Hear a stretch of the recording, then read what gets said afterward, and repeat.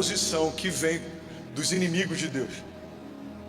Então a primeira coisa que eu queria compartilhar é que sempre que você cresce, algo se opõe. Você só tem dois lugares que você vai ocupar na história: ou você está sendo combatido, ou você não está crescendo. É muito difícil você ver, por exemplo, no mercado, alguém que se opõe a uma empresa que não cresce. É muito difícil você ver na família alguém que não se opõe àquele parente que está florescendo, frutificando. E é muito comum a gente ver ministerialmente pessoas opondo pessoas, ministérios se opondo a ministérios. Isso aconteceu com Jesus. Jesus foi combatido por aqueles que ele veio salvar. Inclusive fazemos parte dessa nova aliança e fomos encontrados pela graça, porque aqueles para quem ele veio não reconheceram, e porque eles não o reconheceram, então o acesso a todo aquele que crê nele foi liberado. Nós fizemos parte de uma repescagem, fizemos parte de um acréscimo. Os gentios foram anexados, enxertados, envolvidos, convidados, participantes de uma nova aliança, porque os judeus não reconheceram que Cristo dizia, que era quem dizia ser. Alguém está pegando isso aqui? Diga amém. Então em vários momentos a gente percebe que a oposição, ela é um resultado natural do crescimento. Eu falei sobre isso no início do culto, mas eu preciso te lembrar ao longo da palavra: nem tudo que cresce é saudável, mas tudo que é saudável cresce. Nem todo som ou barulho é avivamento, mas todo avivamento gera um som.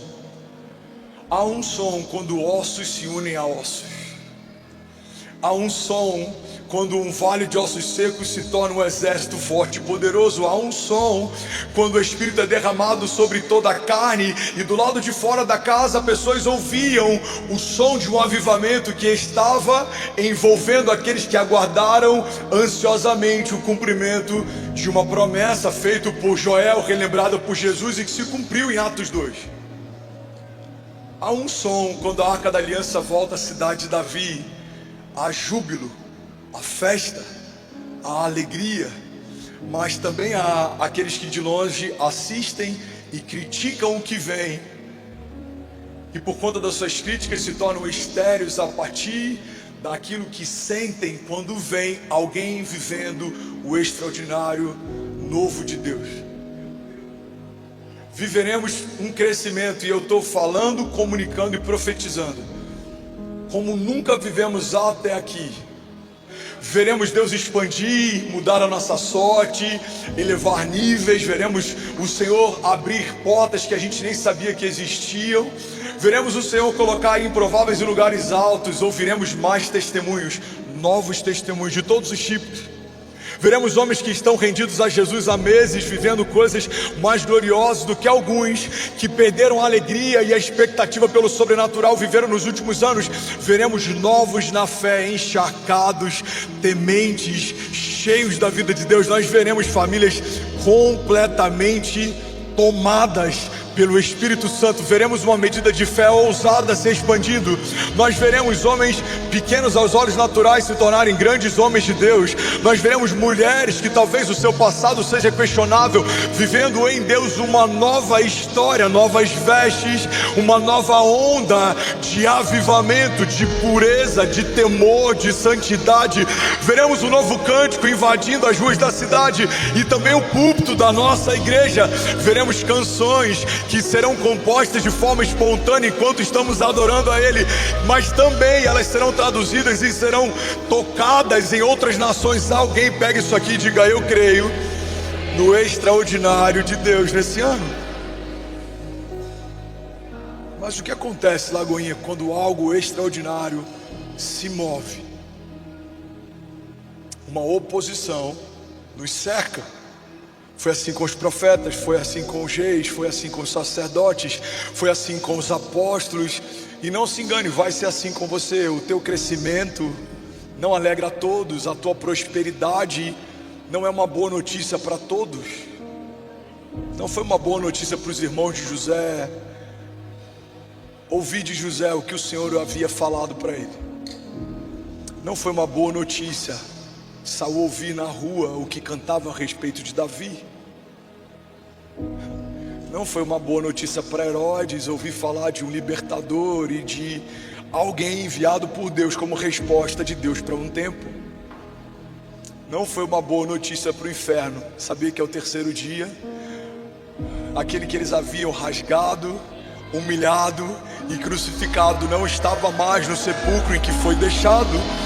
Não foi uma boa notícia para os religiosos quando a notícia que Lázaro havia sido ressuscitado se espalhou. A Bíblia fala que enquanto o povo conta nas ruas que Lázaro havia sido ressuscitado por Jesus, os religiosos então se reúnem e eles dizem, nas palavras de hoje, na linguagem de hoje, eles dizem: olha, agora ele foi longe demais, precisamos parar essa revolução antes que se torne incontrolável. Não foi uma boa notícia para alguns a ideia de uma igreja tocar um estádio e falar com uma nação através da TV. Irmão, guarda isso aqui em nome de Jesus. Tudo que é novo é contestado, assimilado e replicado. Eu falei sobre isso na última pregação, antes da gente ir descansar, antes da minha família tirar um período de descanso.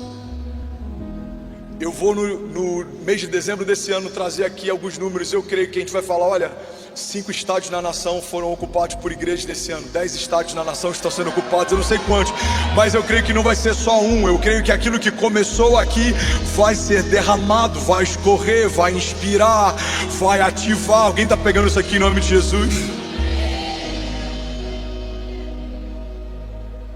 Agora, não foi apoiado por grande parte da liderança cristã, mas vai ser replicado por uma parte dela.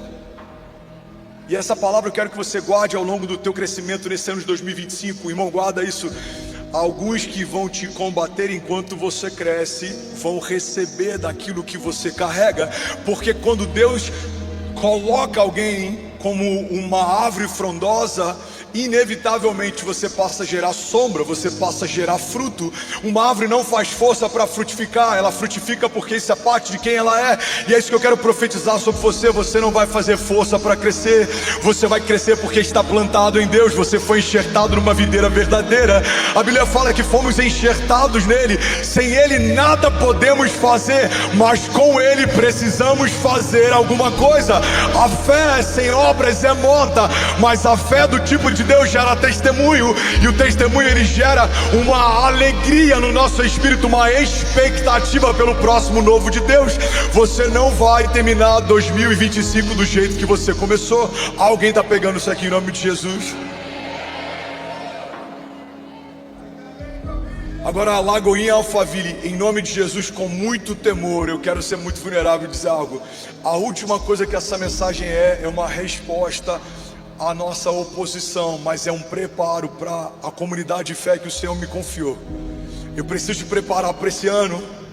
Esse ano a gente vai ver 10 virar 100, a gente vai ver 100 virar 10 mil. Esse ano a gente vai ver uma semeadura plantada com lágrimas se tornar uma colheita que vai ser trazida com alegria. Esse ano veremos metros se tornarem milhares de metros. Alguém está pegando isso aqui? Veremos famílias se tornarem milhares de famílias. Veremos alguns milhares se tornarem milhões. A gente viu isso 31 de dezembro. Eu quero profetizar. Não vai ser pontual, não vai ser sazonal, vai ser contínuo. Deus está fazendo uma coisa nova. Mas nem todo mundo se alegra, nem todo mundo celebra, nem todo mundo promove. E nesse ano você vai ter que decidir se o que te move é a aprovação de quem te cerca ou é a palavra que você carrega. Se a aprovação é o que te move, a rejeição é o que te para. Se os aplausos são o motivo pelo qual você começou, a ausência deles pode ser o motivo pelo qual você vai parar. Agora, vemos na Bíblia homens usados por Deus, que cresceram em Deus, que foram rejeitados ou que foram resistidos, mas nenhum deles se preocupou com o que estava se levantando ao seu redor mais do que se preocuparam com Deus que havia chamado eles pelo nome. Nesse ano, irmão, se algo se levantar, lembre-se, há uma palavra sobre você que foi levantada primeiro. Se algo te resistir, lembre-se, há um Deus que te dá enquanto você dorme, que conhece o teu interior enquanto você estava sendo gerado no ventre da tua mãe. E é sobre isso que eu quero falar nessa manhã. Alguém está comigo? Diga amém. Neemias 4, versículo 1 ao 23 diz assim: quando Sambalate soube que estávamos reconstruindo o muro, ficou furioso e ridicularizou os judeus na presença dos seus compatriotas e dos poderosos de Samaria. Disse assim: o que aqueles frágeis judeus estão fazendo? Será que vão restaurar o seu muro? Irão oferecer sacrifícios? Irão terminar a obra num só dia? Será que vão conseguir executar pedras de construção daqueles montes de entulho e das pedras queimadas? Tobias, o amonita que estava ao seu lado, completou: pois que construam, porque basta que uma raposa suba lá para que esse muro de pedras desabe. Versículo 4: ouve-nos, ó Deus, pois estamos sendo desprezados, e faz cair sobre eles a zombaria. Sejam levados prisioneiros como despojo para outra terra. Não perdoe os seus pecados, nem apague as suas maldades, pois provocaram a tua ira diante dos construtores. Nesse meio tempo, fomos reconstruindo o muro, até que em toda a sua extensão chegamos à metade da sua altura, pois o povo estava totalmente dedicado ao trabalho. Quando, porém, Sambalate, Tobias, os árabes, os amonitas e os homens de Asdod souberam que os reparos dos muros de Jerusalém tinham avançado e que as brechas estavam sendo fechadas, ficaram furiosos. Todos juntos planejaram atacar Jerusalém e causar confusão. Eu vou ler isso de novo. Alguém está pegando isso aqui? Todos juntos planejaram atacar e causar confusão. Deixa eu só abrir um parênteses. Irmão, quando tem gente se juntando, quando tem planejamento para parar você, e quando confusão é o destino final, você pode ter duas certezas. A primeira, esse levante não vem de Deus. E o segundo, se você permanecer, é Deus quem vai colocá-los em retirada. A palavra de Deus diz: virão contra nós por um caminho, mas por 7 caminhos eles fugirão. Biblicamente, toda reunião, todo ajuntamento que tem como intuito gerar divisão e confusão é tratado como rebeldia. E a palavra de Deus diz que rebeldia é tal como feitiçaria. Irmão, não se engane. Todo levante que vem contra o crescimento da igreja de Jesus é combatido pelo próprio Jesus, que é o dono da igreja. Você não vai falar, você não vai fazer, você não vai lutar, você vai ver Deus colocando em retirada inimigos que vêm contra a tua casa. O justo não vai se justificar, a sua espada não vai precisar ser desembaiada, mas você vai precisar crer até que o Senhor faça. Alguém comigo aqui, diga amém. Então todos juntos planejaram atacar Jerusalém e causar confusão, mas nós oramos ao nosso Deus e colocamos guardas de dia e de noite para nos proteger deles. Enquanto isso, o povo de Judá começou a dizer: os trabalhadores já não têm mais força e ainda há muito entulho. Por nós mesmos não conseguiremos reconstruir o muro. E os nossos inimigos diziam: antes que descubram qualquer coisa ou que nos vejam, estaremos bem ali e no meio deles vamos matá-los e vamos acabar com o trabalho deles. Uma estratégia do inferno que começa no jardim e vai até o final da história, até que Jesus venha, é usar de pessoas infiltradas no meio do novo de Deus para tentar combatê-lo e resisti-lo. A estratégia do inferno, nesse momento em que os muros estão sendo reconstruídos e o povo está usando entulho e ruínas como matéria-prima para viver o novo de Deus, é o mesmo momento em que os inimigos estão dizendo: vamos entrar no meio deles e sem que eles percebam, vamos paralisá-los. Irmão, guarda isso em nome de Jesus. Sobre todas as coisas que você deve guardar, guarda o teu coração. Tem mais gente sendo parada por conta de autossabotagem do que por conta dos inimigos que se levantam. Tem mais gente sendo confundida por conta de sentimentos e emoções do que por conta de levantes do inferno que paralisam você.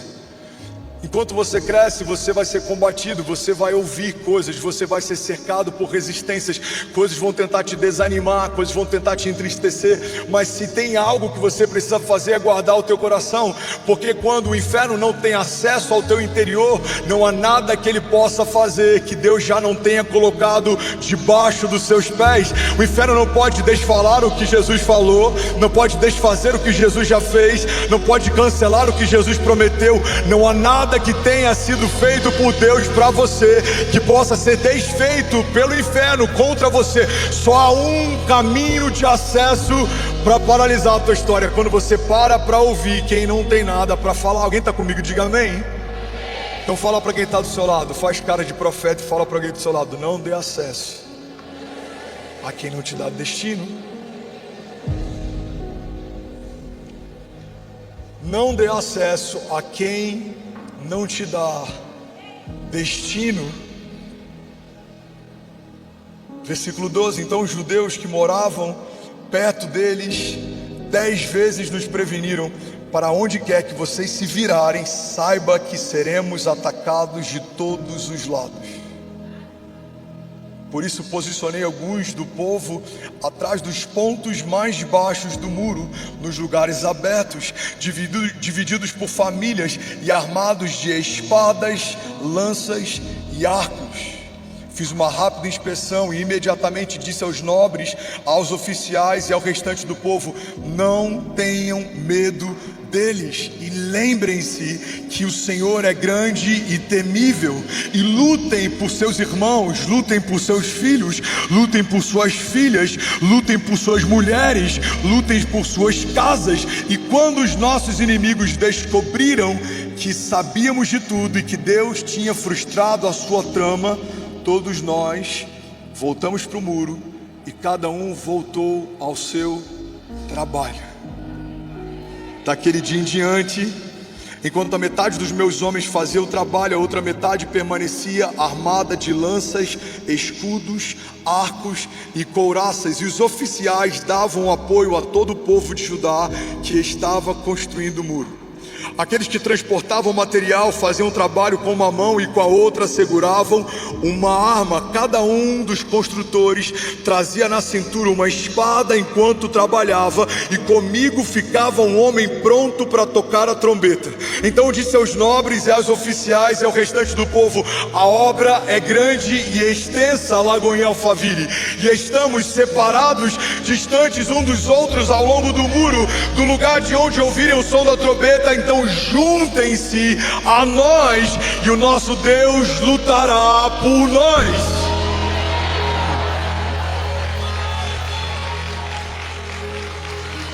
O nosso Deus lutará por nós, sim. Há um Deus que está guardando a sua casa. Sim, há um Deus que está cobrindo a sua igreja. Sim, há um Deus que está cobrindo os teus filhos. Alguém pega essa palavra e diga amém. Então, dessa maneira, prosseguimos o trabalho,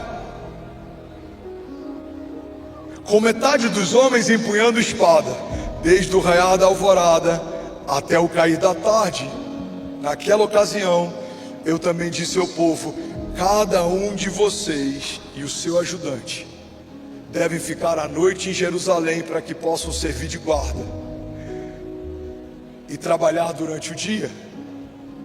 Eu e os meus irmãos, os meus homens de confiança e os guardas que estavam comigo, nem tirávamos a roupa, e cada um permanecia de arma na mão. Alguém pode dizer glória a Deus por essa palavra? Ainda bem que eu vi, Jesus. Lagoinha Alphaville, guarda isso aqui em nome de Jesus. O crescimento é um convite à oposição. Tem gente que vai amar ver você reconstruindo muralhas antigas em 50 dias. Tem gente que vai odiar só saber que você está planejando isso. Tem gente que vai amar saber que você está organizando o quartinho para receber o bebê. Tem gente que vai odiar saber que o seu ventre, que era estéril, agora foi visitado por um milagre. Tem gente que vai amar ver você prosperando no teu trabalho, ou algo tão fútil e simples como trocando de carro. Mas tem gente que vai questionar como você cresceu tão rápido ou por que está vivendo coisas tão grandes. Tem gente que vai amar ver você rendido a Jesus e servindo a Ele. Tem gente que vai questionar a sua devoção e a sua entrega. Tem gente que vai ser inspirado em ver você derramando um bom perfume aos pés de Jesus. Tem gente que vai criticar e vai dizer que você poderia ter feito algo melhor com isso. Para todo novo crescimento existe um novo nível de oposição. Para todo nível de favor de Deus existe um novo nível de questionamento, de resistência, de oposição.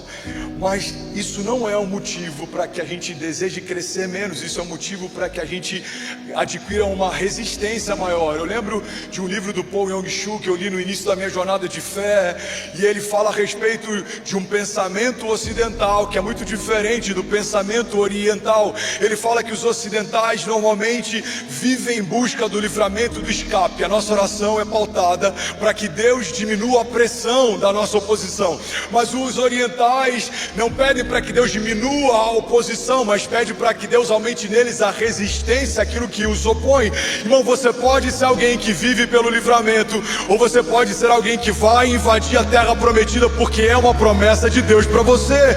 Não importa se os gigantes são muitos, não importa se existem aqueles que te resistem. Se Deus disse que a terra vai ser conquistada, em Deus ela já foi. Se Deus disse que os nossos filhos serão como flechas, não importa como eles estão hoje, nós cremos a palavra que Deus me deu. Vai, se alguém comigo diga amém. Nem todo mundo se alegra em ouvir um novo som, nem todo mundo se alegra com o frescor de um óleo novo. A palavra que Deus me deu no final do ano passado, com algumas coisas que a gente viveu em torno da virada e tudo que estava acontecendo, eu vi um povo com olhos brilhando, sonhando o novo de Deus. E eu vi uma parte pequena de um povo questionando o nosso brilho no olhar. E a palavra que Deus me deu é que todas as vezes que o velho sente o cheiro do novo e procura em si esse cheiro e percebe que esse cheiro não está mais sobre si, é mais fácil combater o novo de Deus do que tentar buscar na fonte de novo algo que um dia jorrou sobre si. A gente vê isso na história de Saul. Quando Davi peca, se arrepende, se quebranta, ele se joga aos pés de Deus, ele rasga as vestes, ele jejua, ele clama por misericórdia. Quando Saul é destituído, ele só pede uma coisa. O profeta chega diante de Saul e fala: Você foi rejeitado, você foi negado, você está desabilitado, a glória de Deus se foi. O único pedido de Saul é que o povo não perceba, quando olhar para mim, que a glória de Deus não está mais sobre a minha face.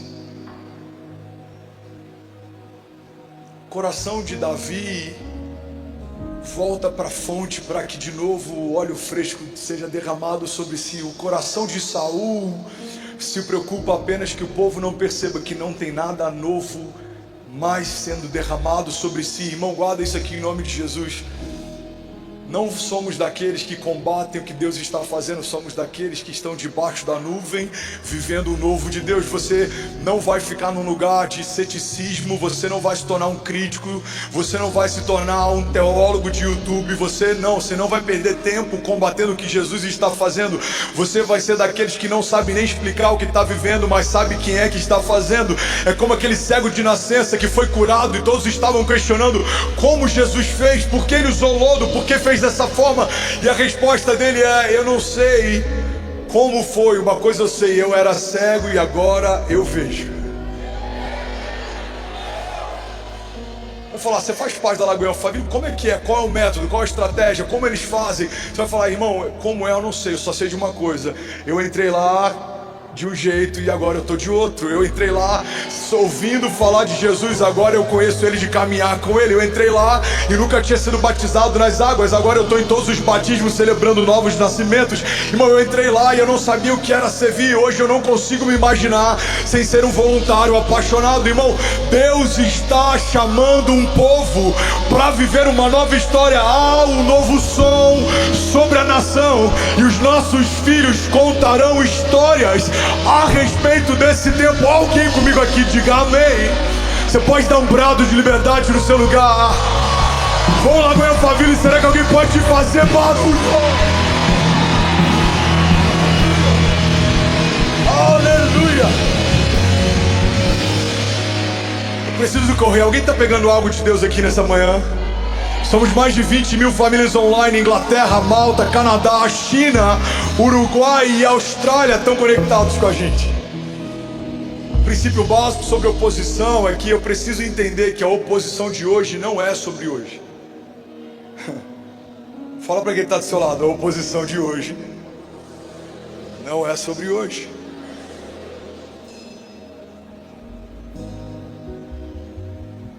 Guarda isso em nome de Jesus. A oposição de hoje nunca foi sobre hoje. O maior medo do inferno é que você desperte para a tua real identidade. A maior preocupação dos seus opositores é para que você creia de fato naquilo que Deus te prometeu. Então não é sobre hoje, é sobre o que você está se tornando, é sobre para onde você está indo, é sobre aonde a sua voz pode chegar, é sobre aonde os seus celeiros podem se expandir. A oposição de hoje não é sobre hoje. Tem uma frase de um pastor da Califórnia que eu amo, ele diz que viver fora da vontade de Deus nos coloca em perigo, mas viver a vontade de Deus nos torna perigosos. Tim Keller, ele diz algo poderoso. Vamos, se for para Jesus você pode fazer melhor.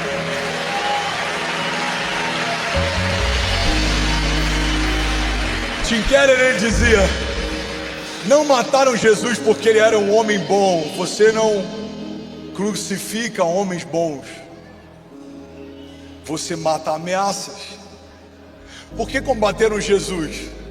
Porque ele ameaçava um sistema, porque ele denunciava algo. Irmão, guarda isso em nome de Jesus. Crescimento denuncia falta de crescimento. Unção denuncia falta de unção. Alegria denuncia falta de alegria. Visão denuncia falta de visão.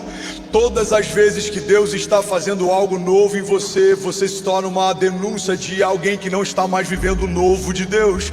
Todas as vezes que Deus está prosperando você, a tua prosperidade se torna uma denúncia de quem há muito tempo não prospera.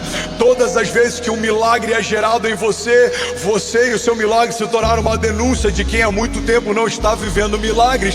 Então não se assuste, o novo de Deus gera oposição, mas é melhor se alguém com Deus sendo o oposto por quem não se alegra com o novo de Deus, do que fazer parte do coro que critica aqueles que estão vivendo coisas que nunca tiveram coragem de acessar. Você vai ver, irmão, coisas acontecendo nesse ano, se você for fiel e permanecer, se você for temente ao Senhor e não desviar o teu olhar, se você permanecer no lugar que o Senhor te chamou e não recuar, se você fizer o que o Senhor te pediu para fazer e não se distrair, você vai ver ainda esse ano uma aceleração como você nunca viu até hoje. Eu estou profetizando isso sobre alguém aqui nessa manhã. 2025 é um ano de porção dobrada. 2025 é um ano de provisão sobrenatural. 2025 é um ano de expansão, de visão. 2025 é um ano de andarmos com Ele sobre a tempestade. É um ano de dançarmos com Ele na chuva. 2025 pelos olhos da fé. Só quem crê nisso diga: já é o melhor ano da minha vida, em nome de Jesus. Agora a gente precisa permanecer firme diante da oposição. Gênesis 50:20 diz: vocês planejaram o mal contra mim, mas Deus o tornou em bem, para que hoje fosse preservada a vida de muitos. Agora, sabe o que eu acho interessante? A gente vai para os evangelhos e é algo recente na história bíblica. É algo que faz parte de uma nova aliança, de um novo tempo. A gente olha para João Batista, tão afetado pelo olhar dos seus discípulos, tão afetado pela crítica de homens que têm acesso ao coração dele, que João Batista, o homem que prepara o caminho para Jesus, chega em um momento em que ele começa a ter dúvidas se de fato Jesus é quem dizia ser. Irmão, olha para mim, pega isso aqui. A Bíblia fala que não houve um homem gerado no ventre de uma mulher tão cheio do Espírito Santo quanto João Batista. João Batista é aquele que foi gerado por Deus para preparar o caminho para Jesus. João Batista é aquele que foi gerado no ventre virgem de Isabel. João Batista é aquele que quebrou o silêncio de Deus durante um longo tempo de silêncio profético. João Batista é a voz que clamava no deserto, é aquele que batizou Jesus nas águas. João Batista é aquele que, quando estava no ventre da mãe e ele estava próximo de Jesus no ventre de Maria, eles começam a se agitar no ventre. É esse homem que em algum momento da história passa a ter dúvidas se de fato Jesus era quem dizia ser.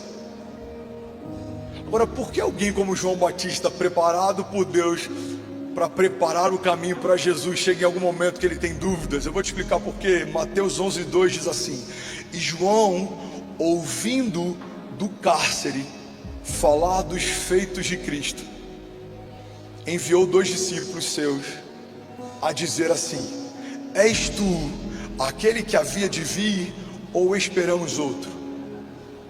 E Jesus então respondeu e disse-lhes: ide e anunciai a João as coisas que ouviram e viram.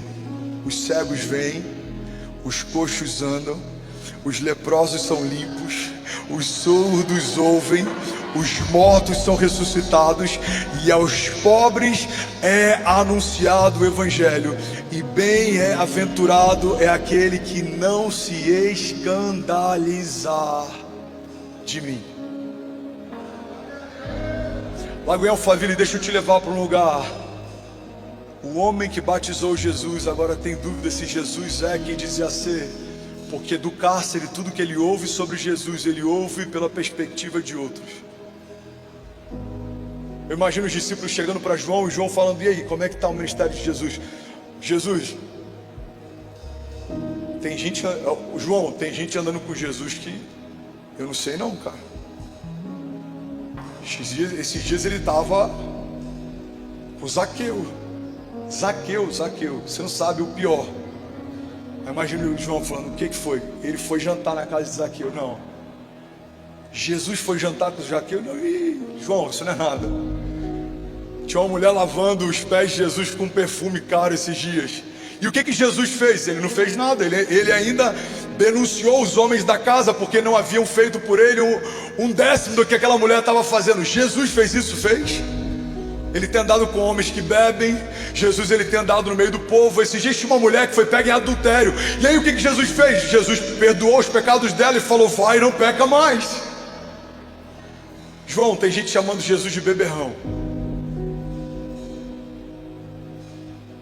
Aí imagina o João falando assim: é sério, está nesse nível? Não, é pior. Tem alguns que estão questionando, inclusive, se ele não cura enfermos através de Beelzebul, se ele não é endemoniado. Estão falando isso de Jesus? Estão falando. Então faz o seguinte, vai até ele e pergunta se de fato ele é quem dizia ser. Igreja Lagoinha Alphaville, Igreja de Jesus, olha para mim. Uma convicção profética gerada no ventre pode entrar em crise quando eu passo a ouvir os ruídos ao meu redor mais do que uma impressão no espírito que fala dentro de mim. A única coisa que pode parar você nesse ano é se você parar para ouvir os comentários ou o que pensa a teu respeito. ao invés de ouvir aquilo que o Senhor já falou a teu respeito, há uma palavra de Deus desenhada no teu interior, que foi estabelecida antes de tudo ao teu redor se estabelecer. O salmista diz: o Senhor já escreveu no seu livro cada um dos meus dias, antes de qualquer um desses dias existir. Você não foi gerado por acaso, você não é fruto do acaso, não. Você não foi nem gerado por um planejamento dos seus pais. Antes dos seus pais existirem, Deus já sonhava com você. O teu chamado antecede a tua existência. Há uma palavra de Deus sobre você, há um governo de Deus sobre você. Ele é aquele que gerou os seus filhos nele antes de serem gerados no ventre da tua mulher. Ele é aquele que preparou para você cenários de paz e não de mal, tem pensamentos de vida e não de morte. Mas para toda a promessa de Deus há uma opinião do inferno. Para toda palavra de paz há um levante para tentar roubar você. Eu vim aqui profetizar e declarar: esse ano é um ano de oposição, mas será um ano de maior crescimento da nossa história até aqui. Esse ano você vai correr e não vai se cansar. Levante suas mãos e recebe isso em nome de Jesus. Voaremos alto como águias.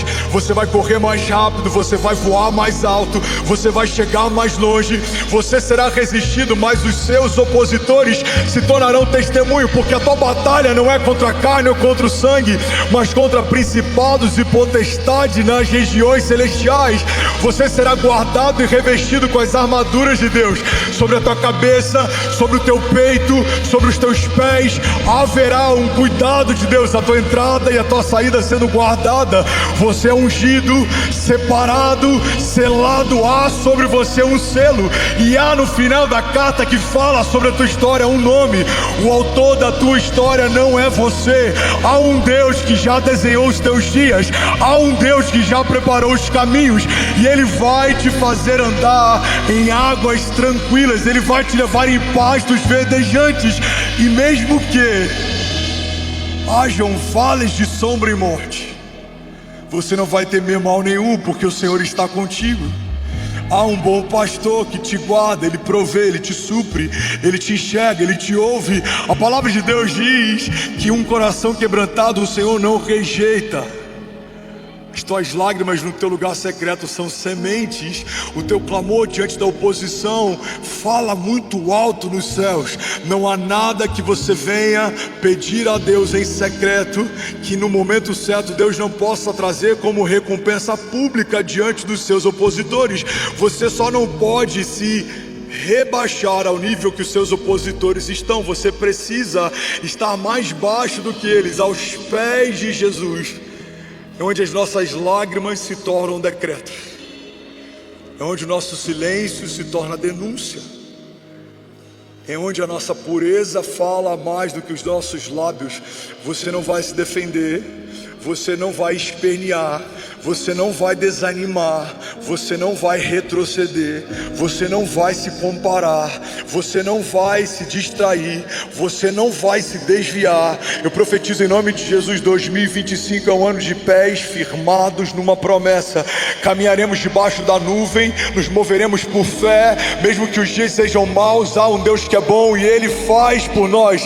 É Ele quem nos guarda, é Ele quem nos unge, é Ele quem derramou um óleo fresco sobre a tua cabeça, e esse óleo despojou toda a carne foi despojada, a morte foi vencida.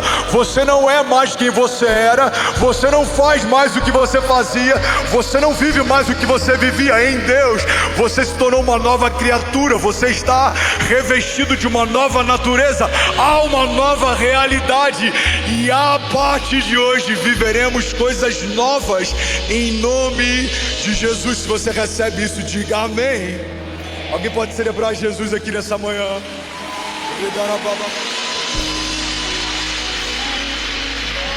Será que alguém pode dizer: ainda bem que eu vi Jesus?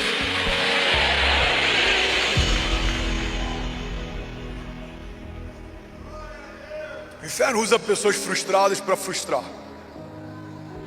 O inferno usa pessoas confusas para confundir. O inferno usa pessoas vazias para te esvaziar. Mas os céus também têm o escape. E os céus usam pessoas curadas para te curar, pessoas renovadas para te renovar, pessoas marcadas para te marcar, pessoas ungidas para te ungir, pessoas prósperas para te prosperar, pessoas abençoadas para te abençoar. E eu quero te lembrar, irmão, que maior é o que está em nós do que tudo que se levanta ao nosso redor. Maior será o número de apoiadores e pessoas que celebram o teu crescimento do que o número de opositores e pessoas que resistem ao que você está vivendo. Eu declaro o nome de Jesus, Deus te dando alianças novas, Deus trazendo pessoas novas para a sua mesa, Deus te dando discernimento daqueles que até aqui talvez fizeram parte, mas não farão a partir daqui. Deus vai te dar clareza, Deus vai abrir seus olhos, Deus vai remover escamas. Você vai perceber a motivação pela qual se aproximam de você. Você vai saber quem é um abençoador e quem é um usurpador. Você vai saber quem vem em nome de Jesus e quem fala em nome dele, mas não foi ele quem enviou. Você vai ter espírito de sabedoria. A Bíblia fala que os sábios discernem a todos, mas por ninguém é discernido. Você vai entender o tempo e o modo. Você vai se mover debaixo de assertividade. No tempo de correr, corra. No tempo de voar, voe. No tempo de parar, pare. No tempo de semear, semeie. No tempo de colher, colha. Você não vai se precipitar, mas você também não vai esperar. Quando Deus falar, é agora, você vai entender, é chegado um novo tempo. Deus está fazendo coisas novas. Vejam, vocês não percebem? Há uma fonte de água doce gerada no meio do deserto. Há um núcleo de avivamento no meio de um lugar como Alphaville. Alguns anos atrás, Alphaville era conhecida por pessoas prósperas, mas também por futilidade. Por pessoas que deram certo, mas também por pessoas que vendiam um lifestyle fake para ganhar dinheiro, ensinando você a se tornar o que eles nunca se tornaram, até começarem a vender esses cursos. Alphaville é um lugar em que muita gente construiu algo extraordinário e veio viver aqui, mas também é um lugar em que muitos oportunistas vieram para usurpar, para buscar networking, conexões. Aí Deus pega esse lugar, e nesse lugar uma igreja temente, apaixonada, começa a florescer.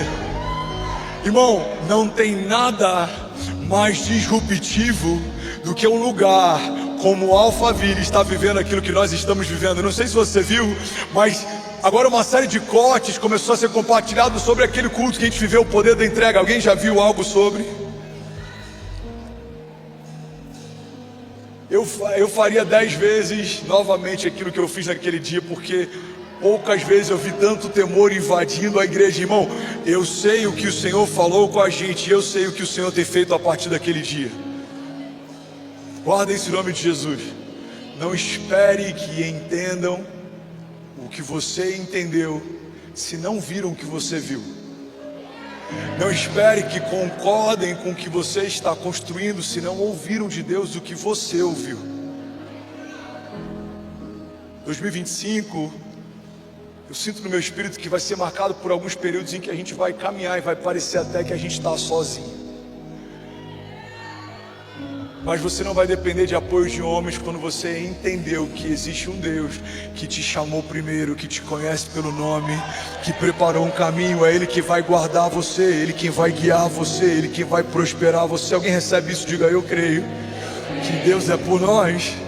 Diga com autoridade: e se Deus é por nós, quem será contra nós?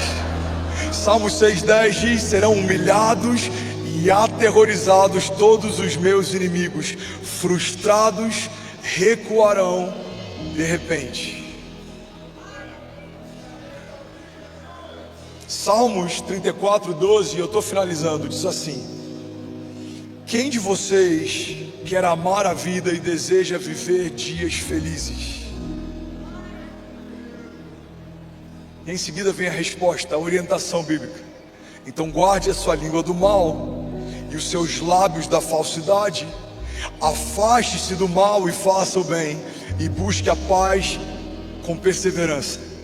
Porque os olhos do Senhor voltam-se para os justos e os seus ouvidos estão atentos ao seu grito de socorro. O rosto do Senhor volta-se contra os que praticam o mal, para apagar da terra a memória deles, mas os justos clamam e o Senhor os ouve e os livra de todas as suas tribulações. O Senhor está perto dos que têm o coração quebrantado e Ele salva os de espírito abatido. Alguém pode dizer glória a Deus por isso? Salmos 28:7 diz: o Senhor é a minha força e o meu escudo, e nele o meu coração confia, e dele eu recebo ajuda. Hebreus 11:33 diz: pela fé o povo de Deus conquistou reinos, praticaram justiça, alcançaram o cumprimento de promessas, fecharam a boca de leões, apagaram o poder do fogo, escaparam do fio da espada, porque da fraqueza tiraram forças e tornaram-se poderosos na batalha e puseram em fuga os exércitos estrangeiros que os combatiam. Alguém pode ficar de pé nessa manhã, levantar as mãos? Eu quero profetizar sobre alguém aqui nessa manhã. Feche teus olhos em nome de Jesus. Eu quero que você curva a tua cabeça enquanto o instrumental lidera a gente. Você que é batizado com o Espírito Santo, abra sua boca e libere o seu som. Sabe, estamos no início de um ano extraordinário, e no meu espírito há uma firme convicção. No Aviva, no carnaval, enquanto muitos estão perdidos, Deus vai encontrar famílias, Deus vai liberar destinos, Deus vai selar decretos. Eu creio que assim como foi no ano passado, será nesse ano também. Viveremos um tempo antes e depois desse marco profético. Eu quero te convidar, irmão, você tem alguns dias para começar a gerar no teu espírito aquilo que você vai apresentar ao Senhor. 2025 não é um ano de comparação, não é um ano de distração, não é um ano de retrocesso, não é um ano de ficarmos abatidos. Não, 2025 não é um ano de olharmos para os nossos inimigos mais do que olharmos para o Deus do nosso livramento. 2025 é um ano de rompermos em fé, é um ano de caminharmos com Deus, é um ano de vermos coisas que pareciam impossíveis se tornarem inevitáveis. 2025 é um ano de redenção. 2025 é um ano de quebrantamento, é um ano de profundidade, é um ano de santidade. 2025 é um ano que você vai buscar ao Senhor como nunca buscou até aqui. 2025 é um ano que você vai se prostrar diante dele e ouvirá dos céus resposta. 2025 é um ano em que as comportas dos céus estarão abertos. Aqueles que são fiéis aos fiéis me revelam fiel, aos justos me revelam justiça. Irmão, você e a tua casa guardados, protegidos, blindados. Eu declaro em nome de Jesus: inimigos que virão contra você por um caminho, por 7 caminhos eles fugirão. Receba em nome de Jesus, do alto da cabeça à planta dos pés, seja lavado pelo sangue do Cordeiro.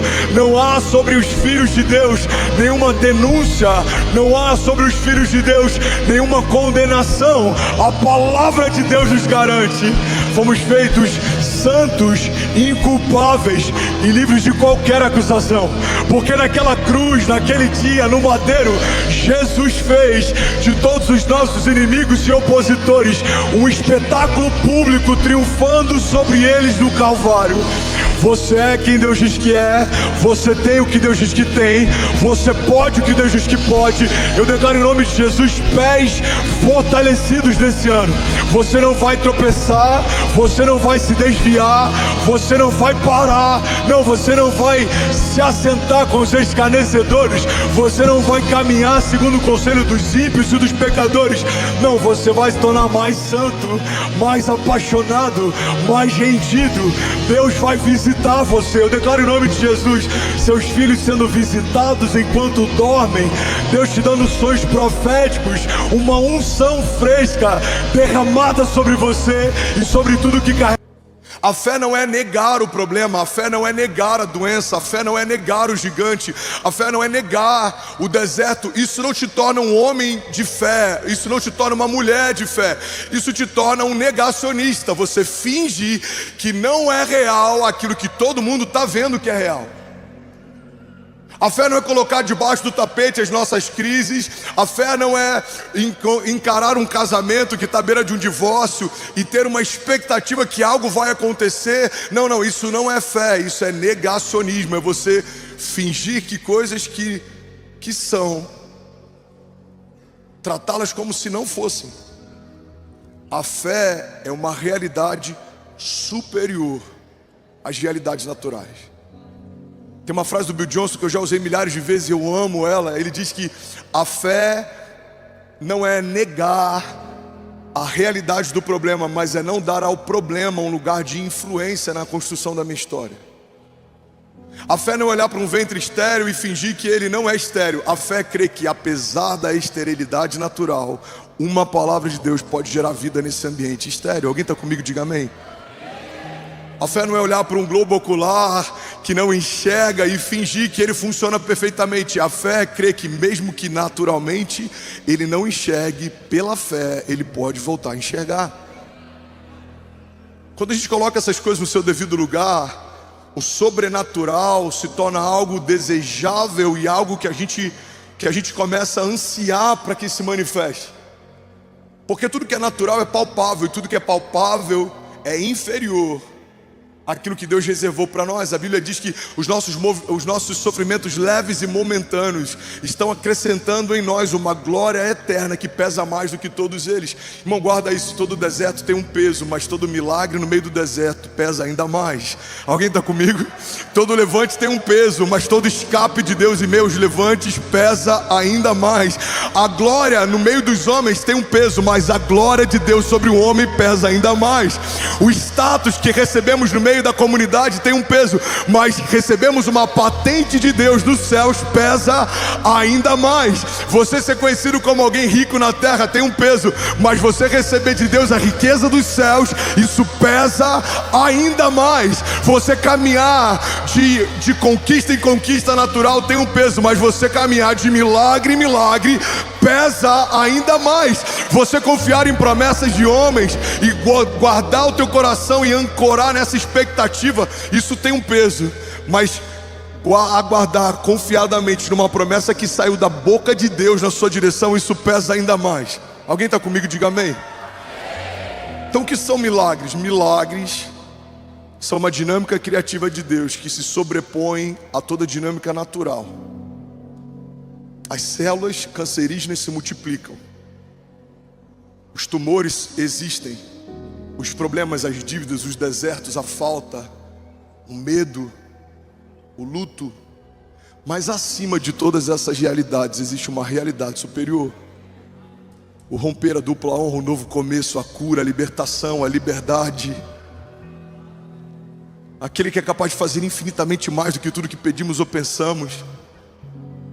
Então a igreja de Jesus precisa escolher se ela vai crer num Deus de milagres, mas vai continuar vivendo aquilo que poderia fazer sozinha, ou se ela vai crer num Deus de milagres e ela vai construir uma história que é completamente ancorada em milagres. Irmão, eu boto entre duas aspas isso para que não seja mal interpretado. Eu me tornei tão viciado nos milagres de Deus que sempre que algo está muito tranquilo, eu estou perseguindo um próximo desafio para depender de novo de um novo milagre. Alguns vão dizer: pastor, a igreja está grande. Não, eu acho que está pequena. Eu acho que grande seria um quarteirão inteiro. E se a gente chegasse nesse lugar, eu já pensaria qual que é o próximo quarteirão. Pastor, você acha que 2.000 pessoas batizadas nas águas é muito? Eu acho que é glorioso, é sobrenatural. Mas são 18 milhões de pessoas em São Paulo e nem todo mundo mergulhou nas águas e nasceu de novo. Eu acho que a gente precisa ter uma fé ainda maior. Pastor, você acha que uma virada de ano no estádio tocando 52.000 pessoas, isso é grande? Eu acho que é grande, mas para Deus não é grande demais. Eu acho que todos os estádios de São Paulo locados para a igreja de Jesus durante as viradas de ano, simultaneamente proclamando o Rei da Glória, isso é poderoso, mas ainda não seria demais. Irmão, não há nada que você possa sonhar que seja maior do que a medida que Deus possa fazer. Alguém está comigo aqui? Diga amém. E eu estou falando de coisas materiais e palpáveis para a gente começar a falar sobre milagres, mas existem muitos tipos de milagres que vão além de conquistas, ou de tamanho, ou de velocidade. O maior milagre do evangelho é um escravo se tornar filho. Não, eu vou falar de novo, alguém vai pegar isso aqui.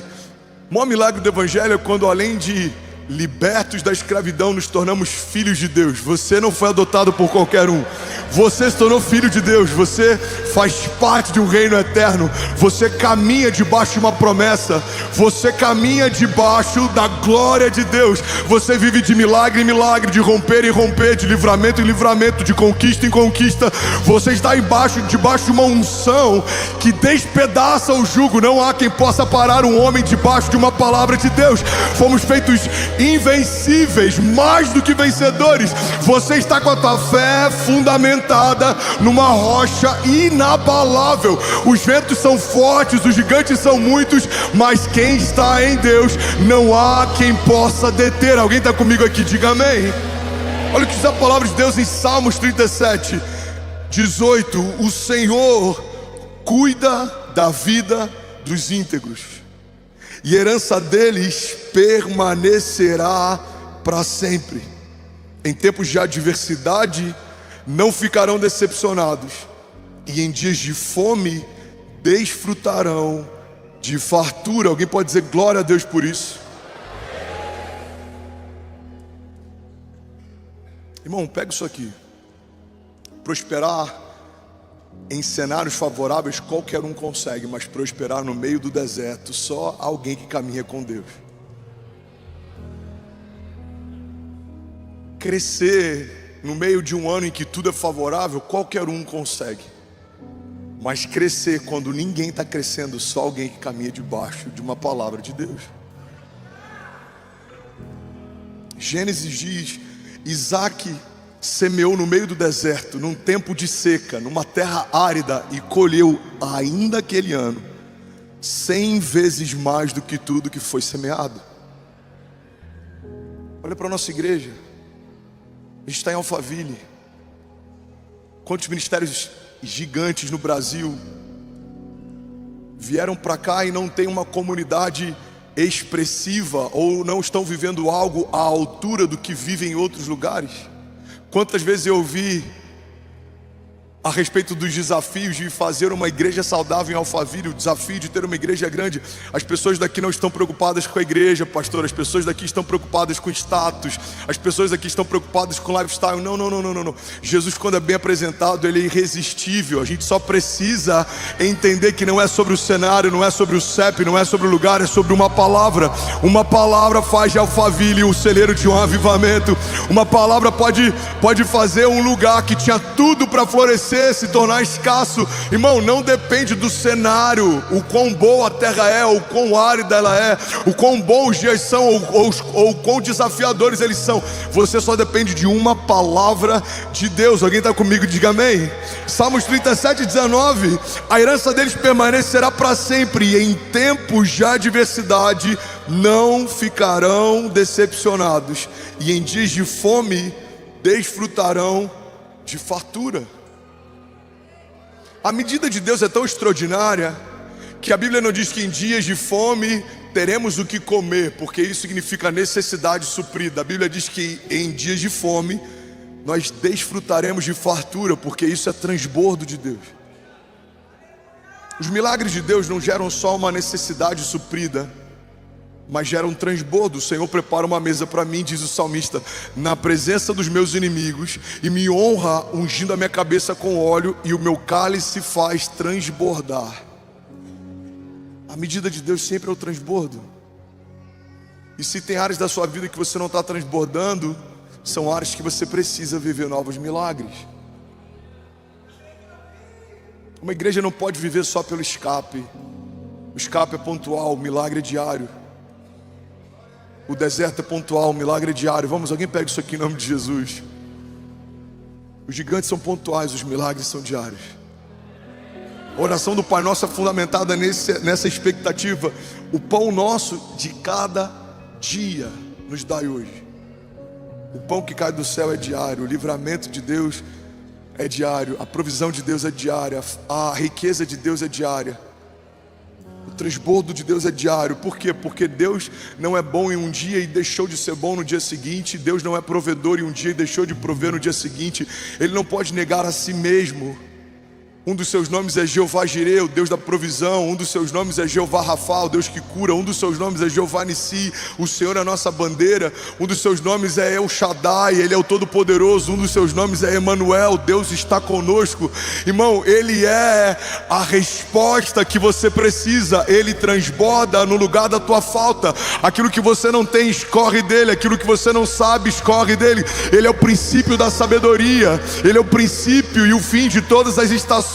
Ele é o Pai da eternidade. Ele é o príncipe da paz. Ele é o maravilhoso conselheiro. Você está em dúvida? Busca nele e ele tem a palavra que você precisa. A Bíblia diz: clama a mim e responder-te-ei e anunciar-te-ei coisas grandes e insondáveis que não sabes.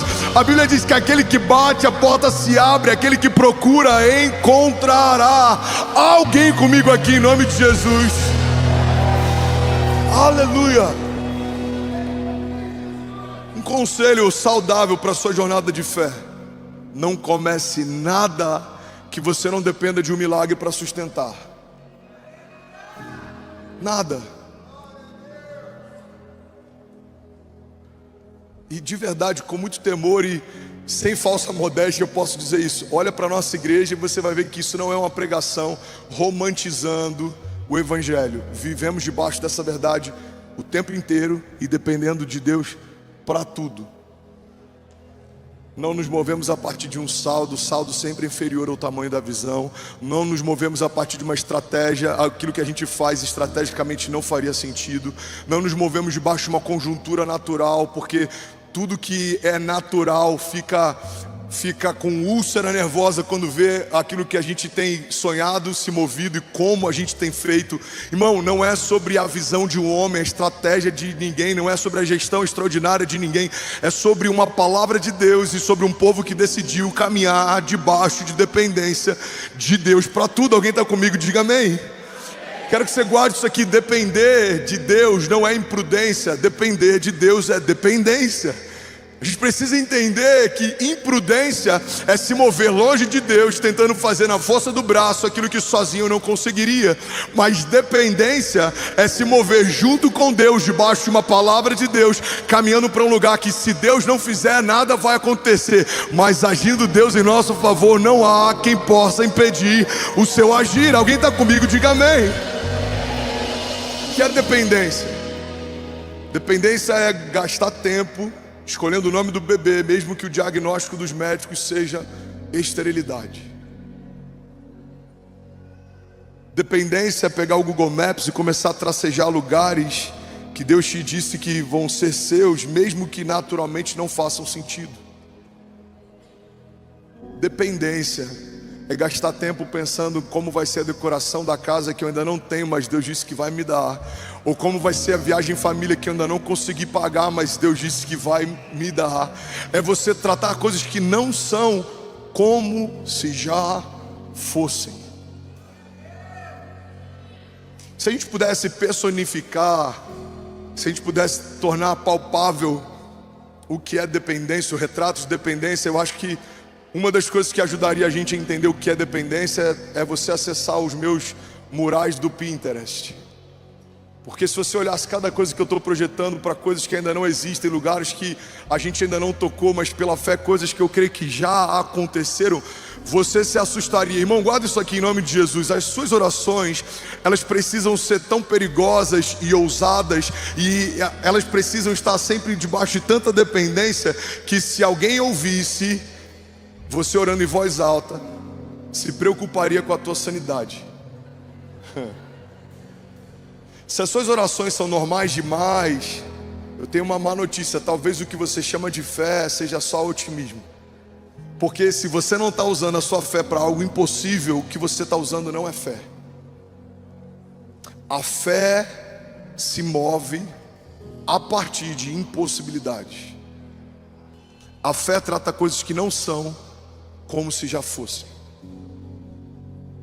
Então tudo que você aguarda, eu quero que você use essa métrica para você meditar nisso ao longo da tua semana.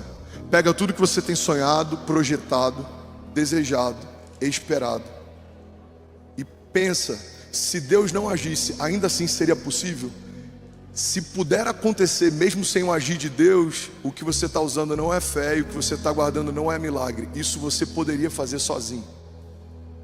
E sabe o que vai assustar muitos de nós? Você perceber que talvez grande parte da sua lista ou toda ela poderia acontecer mesmo se Deus não intervisse. Pastor, isso é um problema? Para alguém que caminha debaixo de um Deus de milagres, isso é um problema fundamental. Você pode estar dizendo que crê em milagres, mas fazendo de tudo para não depender de um. Isso é difícil para a igreja. Isso é um problema para a igreja.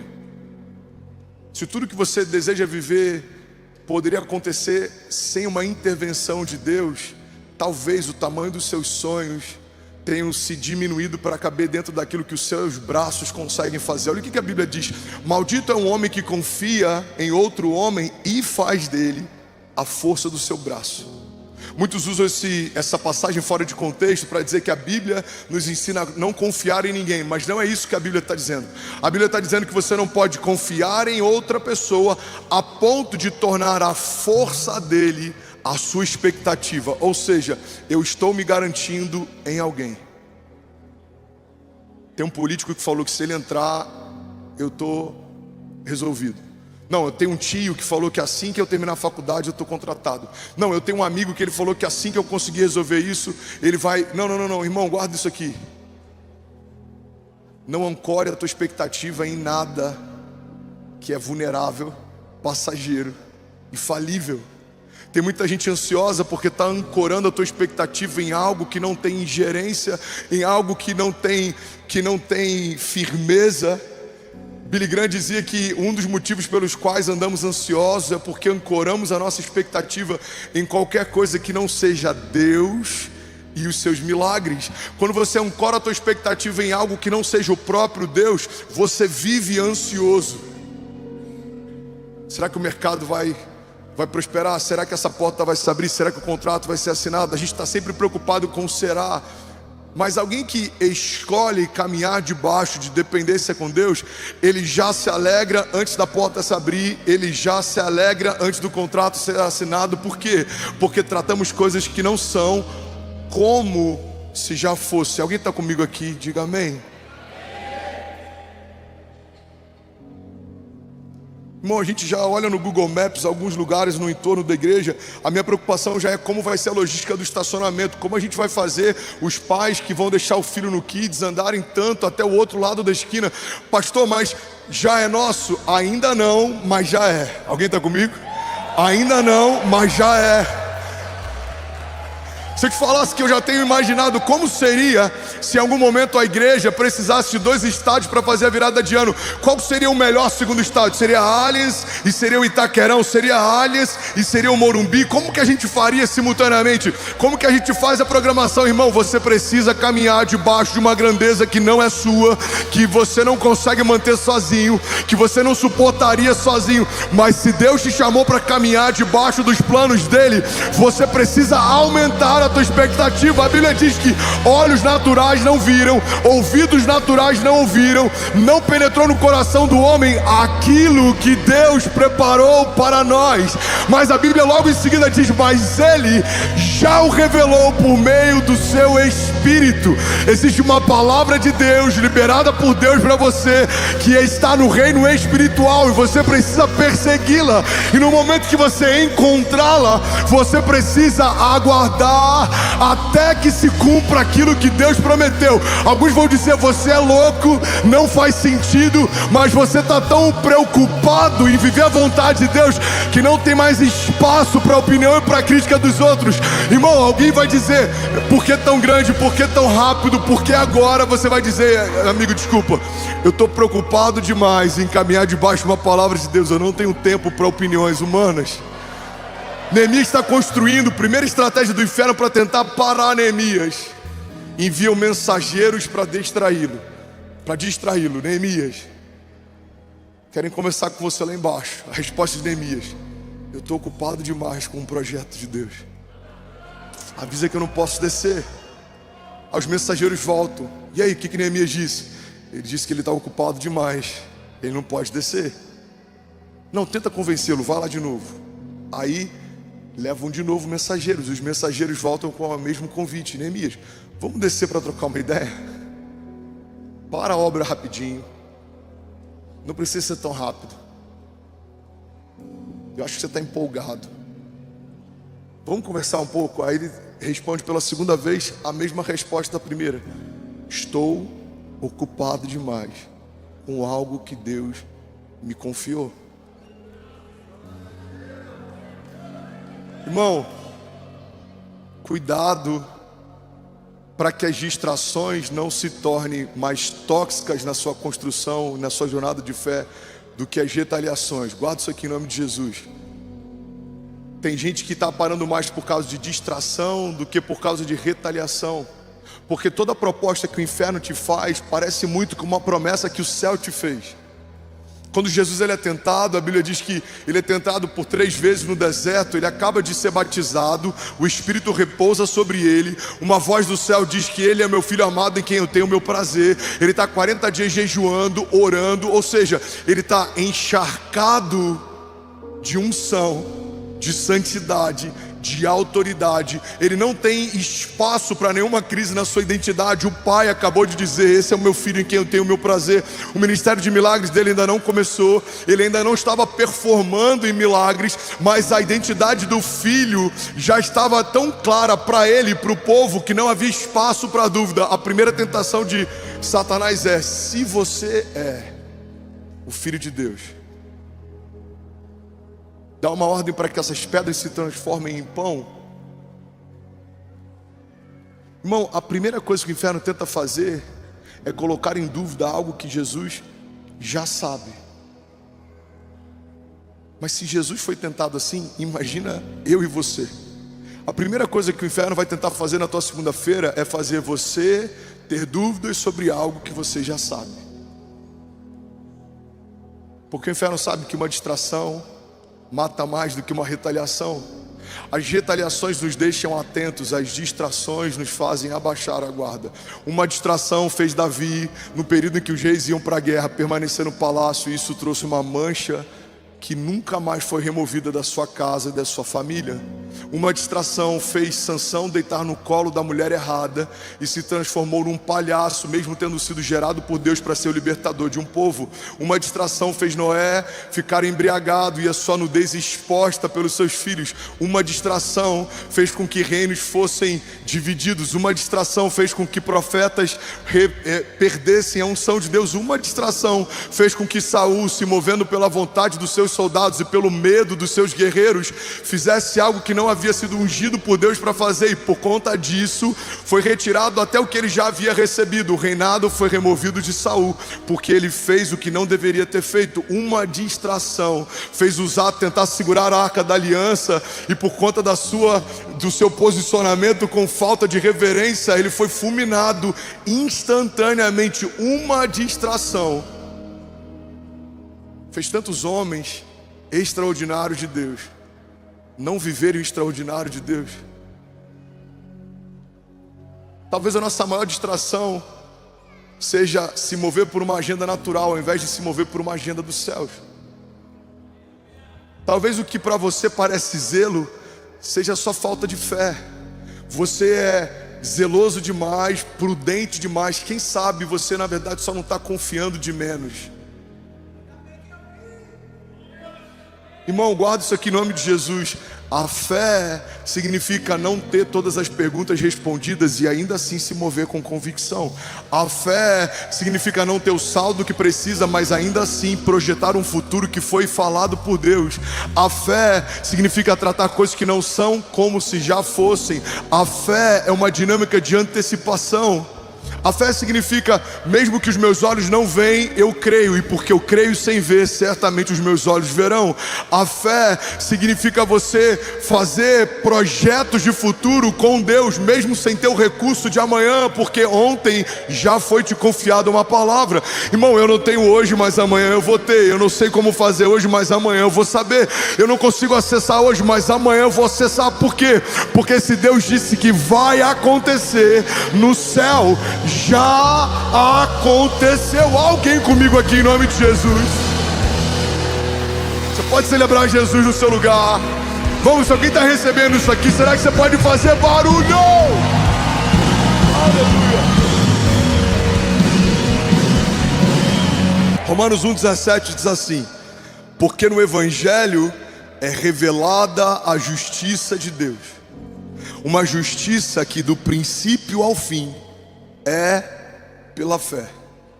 Como está escrito, o justo viverá pela fé. Você pode declarar isso em nome de Jesus? Diga: eu e a minha casa viveremos pela fé. Muitas vezes, eu já falei sobre isso, mas pode ser novo para alguém. Alguém está recebendo algo de Deus aqui? Diga amém.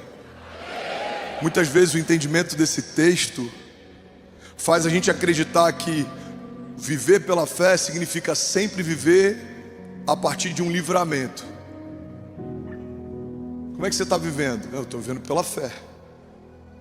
Mas você faz o que Deus não te pediu para fazer, você entra em portas que Deus não te pediu para entrar, você abre negócio que Deus não te pediu para abrir, as coisas estão indo de mal a pior, mas a gente fala: não, eu estou vivendo pela fé. Não, viver pela fé não significa viver só pelo escape. Viver pela fé não significa viver de crise em crise, mas crendo que de alguma forma, por algum motivo, as coisas vão terminar bem. Não, você não está crendo, você está se iludindo. Viver pela fé, no original, nesse texto, significa um tipo de fé que dá origem a algo que não existe.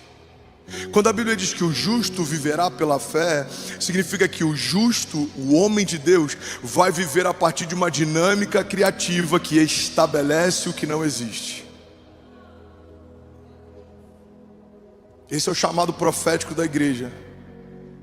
É profetizar um caminho que não existe e se mover a partir do que foi profetizado. É profetizar uma colheita que não existe e semear com lágrimas, crendo que vai colher com alegria. É profetizar a partir do que não existe, mas pelos olhos da fé, já tratando as coisas que não são como se já fossem. É profetizar o que não existe, mas crendo que mesmo que os nossos olhos não consigam ver, em algum momento vai acontecer. Irmão, isso para o mundo é loucura. A Bíblia diz que para o mundo é loucura, mas para nós que cremos, esse é o poder de Deus. Aquilo que para o mundo é loucura, para nós que cremos, é o poder de Deus.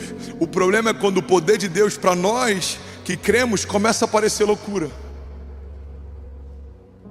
Cara, eu acho que isso é loucura. Aí eu acho que já foi longe demais.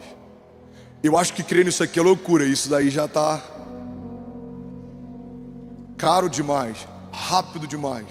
Mas a pergunta é: o que seria demais para um Deus que pode todas as coisas, que é dono do ouro e da prata, que é o Pai da eternidade, que não se atrasa, que não se cansa, que não fica exausto? Um Deus que não é gente. Irmão, Deus não é gente. Ele não é limitado. Ele não se submete a ninguém. Por não ter ninguém superior a si, por quem jurar, a Bíblia diz que ele jura por si mesmo. Ele promete e ele garante o que prometeu. Você tem noção? Ele cria todas as estrelas, nomeia elas, e quando chama, elas se enfileiram, elas se colocam em ordem. Ele estabelece o mar, a porção seca, e a Bíblia diz lá em Jó que ele estabelece os limites até onde o mar pode ir e aonde ele deve parar. Você já parou para pensar por que o planeta Terra, que tem mais água do que terra, não é só água? Você já parou para pensar por que os limites da água não invadem os limites da terra? A Bíblia diz o porquê. Porque Deus disse até onde você pode ir, e a partir daqui você não pode mais. Você pode ver, tem muitas cidades e lugares que estão sendo inundados Mas você vai ver a história dessas cidades, são lugares que foram aterrados, ou seja, nós estabelecemos terra em lugar que não tinha terra. O mar está reivindicando algo que é dele por direito. Mas por que o mar não invade todas as cidades? Porque Deus disse, até onde? Eu amo esse termo que é usado em Jó. Deus questionando a Jó, pergunta, Jó, onde você estava quando eu estabeleci os limites do mar e disse até onde o seu orgulho se desfaria em espuma? Deus fala para o mar, até aqui tudo bem, tá filho, daqui para lá, não. Irmão, o Deus que estabeleceu os fundamentos da terra e que governa o mar, o Deus que estabeleceu os luminares, o sol e a lua e governa o vento, o Deus que estabeleceu tudo que existe quando nada existia e governa o tempo, esse Deus habita em você. O mesmo poder, a Bíblia diz que ressuscitou Jesus Cristo dos mortos, habita em nós. Então existe um poder criativo, existe um Deus eterno, existe um Deus provedor que habita dentro de você. Não faça planos do seu tamanho, quando o que habita em você é do tamanho de Deus. Não faça planos a partir do seu saldo. Se você receber uma palavra, deixa eu só abrir esse parênteses para que ninguém seja inconsequente. Senão amanhã tem gente nas Casas Bahia fazendo crediário, falando que foi o pastor que mandou. Tem gente indo na concessionária financiando o carro, falando que foi uma palavra do pastor. Não, irmão, guarda isso. Uma palavra minha é falível, mas uma palavra de Deus não. Então se você tem uma palavra de Deus, não faça contas. Não depende do teu saldo, não depende da tua força. O Deus que te deu a palavra vai te dar o recurso. Alguém está comigo? Diga amém. O Deus que te deu a palavra vai te dar o acesso. Deus que te deu a palavra vai te dar o caminho. Deus que te deu a palavra vai te dar os meios. Porque quando uma palavra sai da boca de Deus, todo o recurso que essa palavra precisa para se manifestar já foi liberada junto com a palavra que Deus te confiou. Quando Deus faz uma promessa, junto com a promessa vem o recurso, vem o acesso, vem os caminhos, vem tudo que você precisa para operar o milagre que te foi confiado. Então quando Deus fala, a Bíblia diz que não há quem possa impedir o seu agir. Por quê? Porque quando Deus profetiza algo sobre o seu futuro, no tempo de Deus, isso já é presente, já aconteceu. Alguém comigo aqui, diga amém. O que são milagres? Milagres são uma antecipação de um futuro profético. Se você pudesse passear na eternidade como ele passeia, você consegue imaginar uma mulher que já está com um filho nos braços, questionando no lugar secreto por que o filho não vem? Imagina o Deus que já está no tempo do seu milagre, vendo você questionando um milagre que para ele já aconteceu. A gente tem que gastar menos tempo questionando portas que não se abriram, profetizando para que elas se abram. Milagres que não chegaram e profetizando para que eles cheguem. Coisas que não aconteceram, a gente tem que gastar tempo profetizando que elas se manifestem. Você pode ver, irmão, 90% do que eu profetizo quando fecho os olhos no nosso momento de oração, de 2 anos para cá até hoje, faz 2 dias atrás, a gente completou 2 anos aqui em Alphaville, dia 28 de agosto. A gente completou 2 anos aqui em Alphaville. Você pode pegar qualquer culto online, qualquer gravação, todas as orações e momentos em que a gente profetizou nesse púlpito falavam de coisas que a gente já está vivendo e se tornaram naturais, cotidianas. Tem momentos que eu lembro que a gente levanta as nossas mãos e a gente começa a profetizar a igreja que a gente vê. Eu vejo uma igreja que reúne estados do Brasil, eu vejo o epicentro de uma onda de avivamento nacional, eu vejo um celeiro, eu vejo um lugar que vai batizar milhares de pessoas em nome do Pai, do Filho e do Espírito Santo, eu vejo um seminário teológico que vai tocar dezenas de milhares de pessoas na nação. Eu vejo, irmão, você precisa colocar para fora os sonhos que Deus está colocando dentro de você. Você precisa profetizar sobre vales de ossos secos, porque não há nada tão ressequido que não possa voltar a viver depois de uma palavra que saiu da boca de Deus. O profeta é levado diante de um vale de ossos secos, e a pergunta de Deus para ele é para questionar, é para entender qual é o nível de entendimento profético que ele tem. A pergunta que Deus faz para aquele profeta é: por acaso esse vale de ossos secos pode voltar a viver, naturalmente o profeta diria: impossível. Os ossos estão ressequidos, estão mortos há muito tempo, não há vida pulsando aqui. Mas ao invés dele dizer o que ele acha, ele devolve para Deus e fala o que Deus pensa. Ele fala: Senhor, tu sabes. Irmão, guarda isso aqui. Quando você estiver diante de um vale de ossos secos em alguma área da tua vida, não gasta tempo falando o que você pensa, gasta tempo perseguindo o que Deus acha. Porque às vezes a gente fica lançando sobre vales de ossos secos opiniões. Eu acho que esse casamento não tem mais jeito. Eu acho que essa empresa não tem mais jeito. Eu acho que o meu filho não tem mais jeito. Eu acho. Mas o profeta não falou o que ele pensava. O profeta questionou a Deus o que Deus pensava sobre. Profeta, esse vale de ossos secos pode voltar a viver? Senhor, tu sabes. Aí vem a ordem de Deus: então abre a tua boca e profetiza. Pela segunda vez ele tem a oportunidade de opinar, e pela segunda vez ele abre mão de opinar e declara o que ele ouviu de Deus. Ele diz assim: ó, vale de ossos secos, ouçam o que diz a voz do Senhor. E quando ele fala o que ele ouviu Deus falar, os ossos voltam a viver. Irmão, guarda isso aqui em nome de Jesus. Você precisa falar o que ouviu Deus falar, se você quer ver o que Deus prometeu para você. Tem coisas que Deus prometeu e elas estão aguardando uma voz de comando, mas você não vai falar o que você sente, porque fé não é o que se sente, fé é o que se sabe. Você vai falar o que ouviu de Deus. Você precisa profetizar sobre o teu casamento o que Deus falou sobre ele, não o que você sente sobre ele. Porque se nós fôssemos profetizar sentimento, a gente ia acelerar o término de muitas coisas.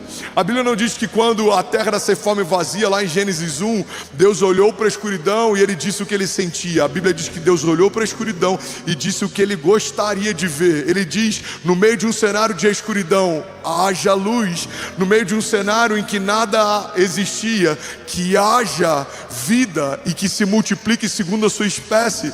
A dinâmica criativa de Deus para gerar novos milagres é não falar o que eu sinto, não falar o que eu penso, é falar o que eu quero ver. Você vai abrir a tua boca e vai profetizar, e aquilo que hoje é uma profecia, em algum momento vai se tornar realidade, e você vai caminhar de milagre em milagre, de glória em glória, de romper em romper, e você não vai conseguir viver de nenhum outro jeito, senão dependendo de uma palavra de Deus para tudo. Você vai se mover e as portas vão se abrir, não porque você é bom, mas porque a presença que você carrega abre portas por onde você caminha. Você vai se mover por vales de sombra e morte, e mesmo que haja vales de sombra da morte ao teu redor, você não vai temer mal nenhum, porque o Senhor está com você. Você vai caminhar e mesmo que os inimigos te sequem, em algum momento o Senhor vai preparar uma mesa para você na presença dos seus inimigos, e Ele vai te honrar, Ele vai ungir a tua cabeça com óleo, e o seu cálice vai transbordar. Você vai semear em cenários em que mesmo que não haja possibilidade natural de nada acontecer, a Bíblia nos garante: se semearmos com lágrima, traremos com alegria uma nova colheita e os nossos feixes. Você vai se mover segundo aquilo que Deus fala e não segundo aquilo que você sente, porque a Bíblia diz que o coração do homem é enganoso, mas a mesma Bíblia também fala que todas as coisas podem passar, mas as palavras de Deus, elas não passarão. Alguém comigo aqui em nome de Jesus? Jesus. Alguém comigo aqui? Você pode celebrar Jesus no seu lugar. Aleluia. Alguém pronto para viver milagres? Hoje é um bom dia para viver milagres. Aleluia. Salmos 37:3. Confie no Senhor e faça o bem, assim você habitará na terra e desfrutará a segurança. Deleite-se no Senhor e Ele atenderá os desejos do seu coração.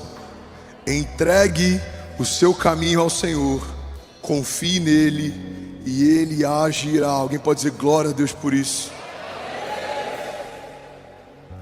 2 Coríntios 4,16, eu amo esse texto, diz assim: por isso nunca desistimos, Ainda que o nosso exterior esteja morrendo, o nosso interior está sendo renovado dia após dia. Pois essas aflições pequenas e momentâneas que agora enfrentamos produzem para nós uma glória que pesa mais do que todas as angústias e durará para sempre. Portanto, não olhamos para aquilo que agora podemos ver, mas ao invés disso, fixamos o nosso olhar naquilo que não se pode ver, pois as coisas que agora vemos logo passarão, mas as que não podemos ver durarão para sempre. Alguém pode dizer glória a Deus por isso? Levante suas mãos, recebe essa palavra. Hebreus 10:36 diz: vocês precisam perseverar, de modo que quando tiverem feito a vontade de Deus, recebam o que Ele prometeu. Salmos 27:14: espere no Senhor, seja forte, tenha coragem, espere no Senhor. Salmos 9:9 diz: o Senhor é refúgio para os oprimidos, Ele é uma torre segura na adversidade, e os que conhecem o seu nome confiam em Ti, pois Tu, Senhor, jamais abandonam os que Te buscam. Salmos 16:8 diz: eu sempre tenho o Senhor adiante de mim, com Ele à minha direita, jamais serei abalado. Josué 1:9 diz: não fui eu que lhe ordenei, seja forte e corajoso, não se apavore nem desanime, pois o Senhor, o seu Deus, estará com você por onde você andar. Você pode celebrar Jesus e ficar de pé no seu lugar. Eu quero profetizar sobre você. Vamos. Levante suas mãos, feche seus olhos em nome de Jesus. Feche seus olhos, eu quero que você levante as suas mãos. E eu quero que você esqueça o lugar onde você está agora. Não é um auditório, você não está em Alphaville. Nós estamos diante do Deus do impossível. E a Bíblia diz que agindo Deus em nosso favor, quem impedirá o seu agir? Nós estamos diante do Deus de milagres. A Bíblia diz que o profeta foi levado à sala do trono de Deus, e ele viu naquele lugar um altar com brasas vivas e querubins que estavam em torno do trono. E enquanto na terra havia medo, havia crise, a Bíblia diz que dos céus os anjos e os serafins olhavam para a terra e diziam: toda a terra está cheia da glória de Deus. Toda a terra está cheia da glória de Deus. Sabe, caminhar por milagre significa escolher um lado. Ou caminhamos para a terra olhando para a terra, ou caminhamos para a terra olhando dos céus para a terra. Porque se você é da terra, você vai caminhar segundo a medida de um homem da terra. Mas se você nasceu de novo, você não é mais alguém da terra. Você é um homem dos céus, que caminha debaixo do poder dos céus. E milagres não são algo que vai acontecer pontualmente, não. Agora é a tua nova dinâmica de fé, é o teu novo estilo de vida. Você vai crer e vai se mover a partir do que crê, e vai acontecer. Não há quem possa te impedir, não há quem possa te resistir.